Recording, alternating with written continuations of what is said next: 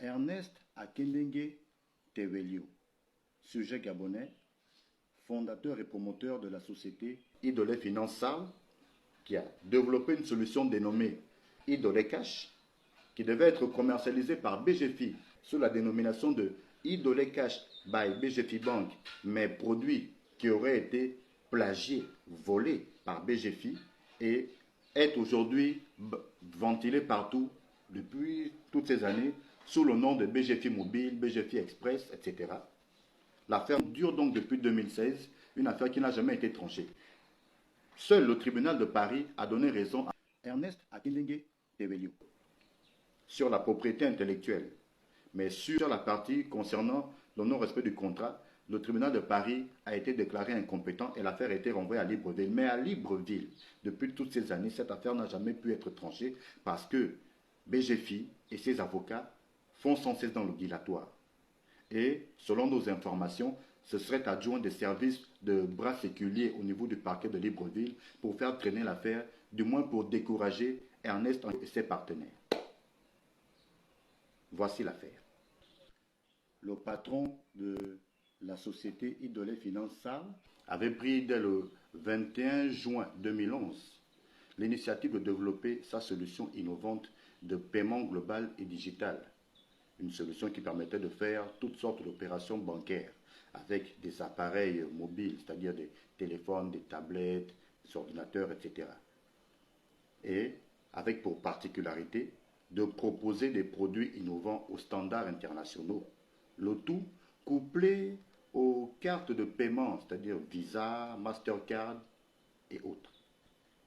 Afin de financer le développement de sa solution logicielle, Ernest Tewelio va donc solliciter le concours de BGFI Bank. Il va soumissionner pour le financement de sa solution à hauteur de 100 millions de francs CFA.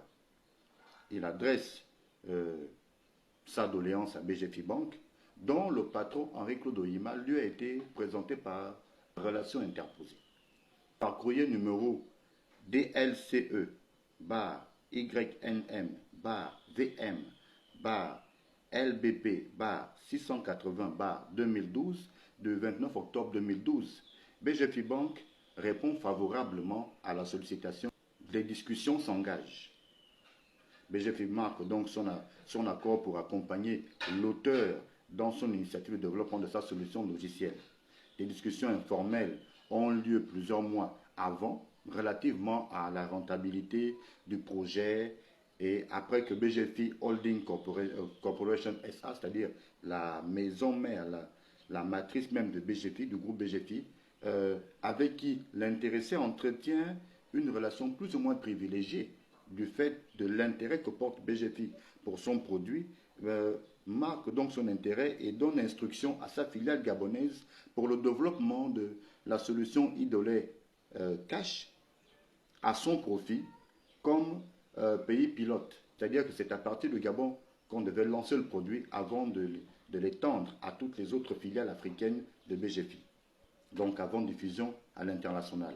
Les parties conviennent d'un commun accord de rebaptiser le produit qui au départ s'appelle Idolé Cash par BGFI Bank. C'est alors que Ernest Akindengue Tewelio transmet en date du 8 septembre 2013 à 11h36 à BGFI Bank le plan d'affaires du projet rebaptisé alors Idolé Cash by BGFI Bank. Et BGFI Bank en a également accusé réception en date du 9 septembre 2013 à 10h29, soit le lendemain. Afin de formaliser les instructions reçues par la maison mère BGFI Holding et à la demande de cette dernière, Idolé Finance SAL propose en date du 21 octobre 2013 à la BGFI Bank Gabon un projet de partenariat relatif à la numérisation et la digitalisation de ses activités financières, directement inspiré du projet initial de Idolé Cash by BGFI Bank. Ce projet qui faisait donc l'objet du financement du 29 octobre 2012, comme je l'indiquais tantôt. Pour tout mettre en musique et pouvoir lancer le produit à date, les deux entités que sont Idolé Finance SAL et BGFI Bank vont mettre en place une équipe de 16 personnes, une équipe conjointe de 16 personnes, dont une société française, partenaire technique et membre de l'équipe projet, qui va produire à l'endroit du président de la BGFI Holding un compte rendu d'avancement du projet de M-Banking et de M-Paiement dénommé Idole Cash by BGFI Bank. Nous sommes au 4 avril 2015. Tout ceci se passe dans une parfaite collaboration et les parties conviennent de ce qu'il suit. Le développement informatique de l'architecture de la solution technique, la mise en œuvre d'un environnement logiciel de test pour BGFI Bank, la construction, la customisation des stickers NFC, la démonstration sur place à Libreville via la société Idole. À la suite d'un changement managérial intervenu à la direction générale de BGFI, puisque quand tout cela est lancé, le directeur général de BGFI Bank se nomme Patricia Daniel Manon, mais celle-ci va être remplacée par un sujet ivoirien. Et donc, à la suite de ce changement managérial à la tête de BGFI Bank, et contre toute attente, une fois que le projet est fin prêt pour son lancement officiel, la nouvelle équipe dirigeante donc de BGFI, soutenue par la holding de BGFI, va finalement refuser de respecter ses obligations contractuelles. Tenez-vous bien. Tout commence donc en 2011. Ernest Akindengue Tevelio a son projet. Il a travaillé d'arrache-pied dessus. Il a des partenaires en France et un peu partout ailleurs. Pour la petite histoire, c'est d'ailleurs lui qui fait venir Mastercard au Gabon et qui les met en relation avec BGFI Bank. Il a donc son produit, il cherche des financements. Il va s'adresser à BGFI et il est intéressé par le produit. BGFI est intéressé par le produit, les deux entités vont travailler d'arrache-pied pendant plus de 15 mois. Et quand tout est fin prêt, profitant du changement de directeur général de BGFI Bank Gabon, BGFI va user le subterfuge. Dans un premier temps, on va proposer à Idole Finance SAB de lui racheter, non plus de signer donc un contrat de partenariat pour 100 millions de francs CFA, mais de lui racheter son produit. Ernest Anguille Tevelio ne boude pas, mais simplement demande à BGFI, les voyant venir, de lui faire une proposition concrète. Pendant donc qu'il attend, il adresse une correspondance en bonne et due forme à BGFI dans laquelle il demande qu'on lui fasse une proposition concrète. Pendant qu'il attend qu'on lui fasse la proposition concrète, il est surpris de voir que son produit est placardé partout. C'est maintenant des produits de BGFI. En fait, on a sucré son nom et c'est maintenant des produits purement labellisés BGFI qui sont mis en avant. Et l'intéressé se retrouve à mettre les mains sur la tête. Une telle manœuvre est opposition au paiement, au mépris de la force obligatoire de contrat, constitue une violation contractuelle engageant la responsabilité de BGFI Bank. C'est-à-dire que, là, c'est une entourloupe, tout simplement. Il faut d'ailleurs préciser que l'article L 442 du Code du commerce dispose que engage la responsabilité de son auteur et l'oblige à réparer le préjudice causé, le fait par tout producteur, commerçant, industriel ou personne immatriculée ou répertoriée des métiers, d'obtenir ou de tenter d'obtenir, sous la menace d'une rupture brutale, totale ou partielle des relations commerciales, des conditions manifestement abusives concernant les prix, les délais de paiement, les modalités de vente ou les services ne relevant pas des obligations d'achat ou de vente.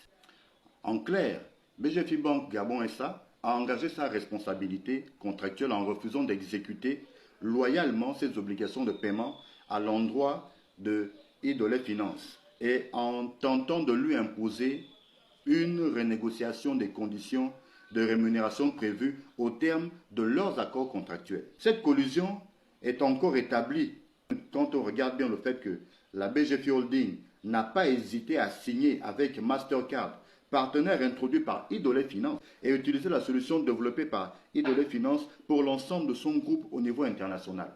Ainsi donc, plutôt que d'appeler le produit Idole Cash by BGFI Bank, le produit s'appelle désormais BGFI Mobile, avec d'autres produits, BGFI Express, BGFI Visa, etc.